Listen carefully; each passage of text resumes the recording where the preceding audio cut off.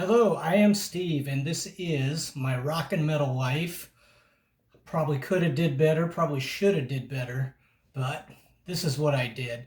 And tonight we are talking on the day after Thanksgiving about the Trans-Siberian Orchestra. It is that time of year when Trans-Siberian Orchestra is out on the road. They've been out for, I don't know, a week or two already. They started November 16th, so that was 9 days ago. And this thing, in my opinion, is something that everybody that likes the kind of stuff that I like, the stuff I talk about all the time, the broad, uh, hard rock, heavy metal, progressive, uh, great performances live on stage. Anybody that's into any and all of that stuff, I really think should go see this. It's a light show unlike any other. It's a presentation, just unlike your standard rock concert. I'm just going to go over in general what they're all about.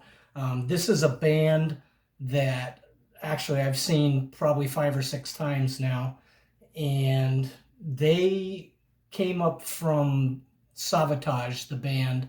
The ideas for all of this came out of uh, some people involved with Savatage, including John Oliva, the singer, and they've got the big boss man was Paul O'Neill. He was a guy that he did.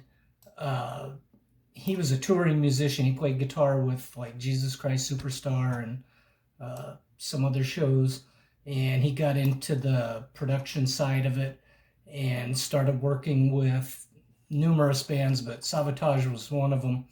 And out of this, he had an idea for the most progressive band that had ever lived, is something like that, is what is quoted as saying.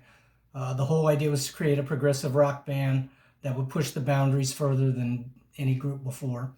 And I think he's done pretty good with that. So he, Paul O'Neill, along with John Oliva and Robert Kinkle, who's a keyboard guy that was on the production side as well, and Al Pitrelli, who you may know from Megadeth and some other hard rock bands. These people are listed on the website as the composers, and what they've done, what they've come up with over the years. The TSO has 1, 2, 3, 4, 5, 6 albums out. They started with Christmas records, and they had a Christmas trilogy, which was Christmas Eve and Other Stories, The Christmas Attic. Those two I have here. And then The Lost Christmas Eve was the third Christmas record. And I have that somewhere. I don't know where it's at. But in between there, between the second and the third, they came out with a non-Christmas record called Beethoven's Last Night. And I have that digitally. And I also have it here, but the CD surprisingly got screwed up. And it's a story about, the night Beethoven dies, and he's got to create another piece of work. And it's really, really good. Outside of the whole Christmas story stuff, they did phenomenal with this story. The Christmas ones are largely about, redemption, and the holidays are a time when families come together, people come together, doing good in the world, that kind of thing. And each of those records is a story. It has its own story. And then there was a DVD that went along with the one of them. And if you see the DVD, you see the story acted out, but you also get to see performances from the band. And if you just listen to the stories, they're full-length albums, 17 tracks on the first one, 17 tracks on the second one. Full-length albums, lots of music, virtuoso stuff, brilliant vocals, brilliant arrangements of these songs, like a lot of Christmas songs that most people are familiar with. And when you go see them in concert, what they've done each time I've gone, they play the Christmas story at the beginning. So the show opens and it's like 45 minutes or so where they have a narrator, and they played the songs, and depending on what's going on in the stories, the women sing or the men sing, and you'll have your traditional rock band, I guess, so to speak, set up. You got two guitar players, a bass, a drummer, and then two keyboard players, but then you also have a line of singers, and various members of the band solo at various times. All this while the story plays out, the light show is insane. Lots of interaction with the audience. They've been band members end up in the audience, going up and down the aisles, playing and stuff. It's just really, really a great experience. And after the story has been told, they bring the lights up, and there's like an intermission, and then the ones I've been to out here on the West Coast, and that's a key point. To get all this done leading up to Christmas in the Christmas season, they have had to make two different touring outfits. They've got an East Coast and a West Coast, and each time I've seen them here in California, and I've seen the West Coast tour. But Al Petrelli is kind of the master of ceremonies of the second half of the show, which is he talks to the audience. They play a bunch of songs, various songs, different kinds of songs, not necessarily related to the Christmas story that they just did or any of the other ones, but the band's really just over the top. Everything's over the top, and they really let the lights and stuff go, and the flames and everything, and it's just fantastic. I just can't imagine anyone, unless like your eyes are sensitive to the lights or something like that, I can't imagine anyone going and not having a great time and not coming away thinking, boy, I'll never forget that. It's really that kind of a show. So who you get to see, depending on which coast you're on, they have numerous people that go back to Savatage. And I'm just looking at their website now, just top to bottom. Al Petrelli, of course, from Savatage. Who else do we have here? Chris Caffrey, guitar from Savatage. We have Jeff Plate on drums, and I think he's on the East Coast. I don't know that I've ever seen him out here. Johnny Lee Middleton on bass. And I think that's probably it. Oh, no, Zach Stevens is singing. And again, I think he's on the East Coast, but I could be wrong. I think they changed up from year to year. Some people would go from East Coast to West Coast, but, I've seen whoever I've seen. Other musicians in here that you may know. Angus Clark is just an amazing guitar player, just incredible guitar player, and great showman. And who else do we have? Blas Elias, drummer from Slaughter.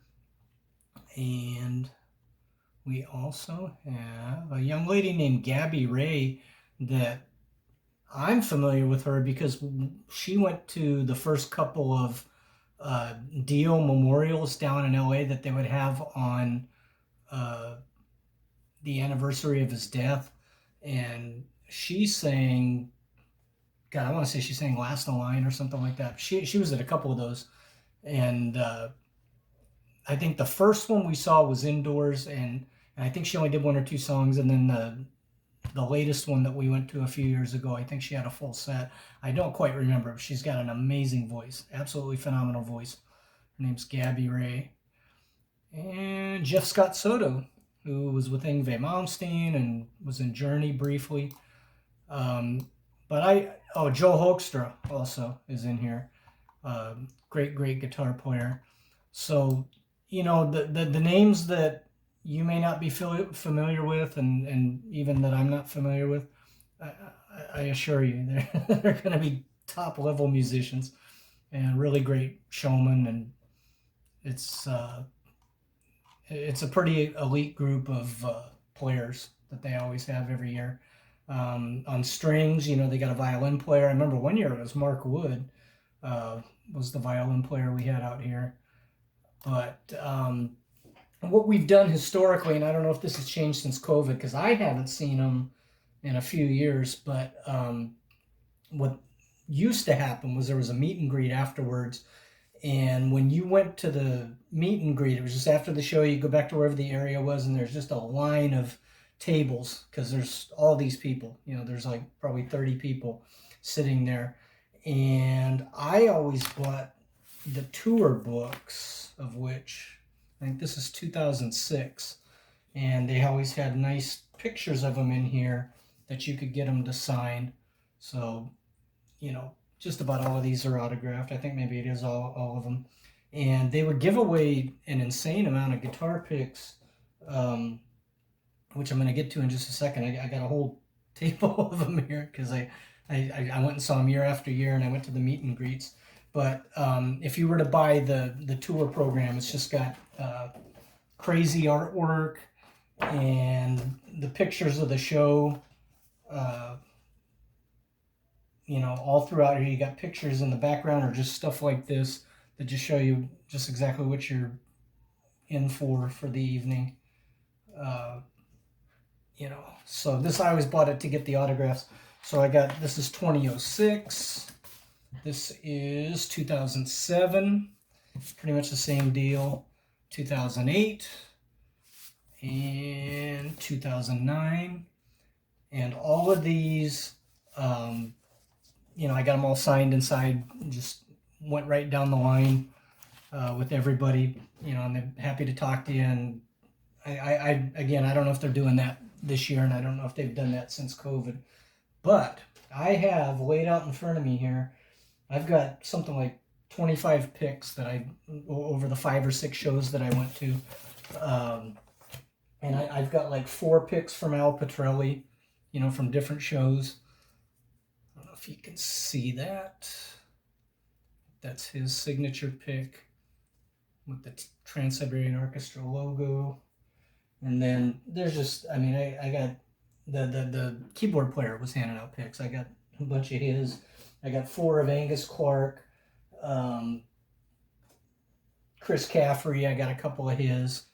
So, it's kind of cool. You go to the show and you come away with something like that. Plus, you get to meet the band, and it's your classic, meet and greet with a lot of people. You don't sit down and tell stories with whomever, but you got time to say hi, and they all say hi to you, and they generally thank you for coming to the show. So anyway, I would say, I would urge anybody that hasn't seen them, go see them if you get a chance. Well worth whatever the price is. Our tickets that we have this year, we actually bought last year, and they canceled out the day before.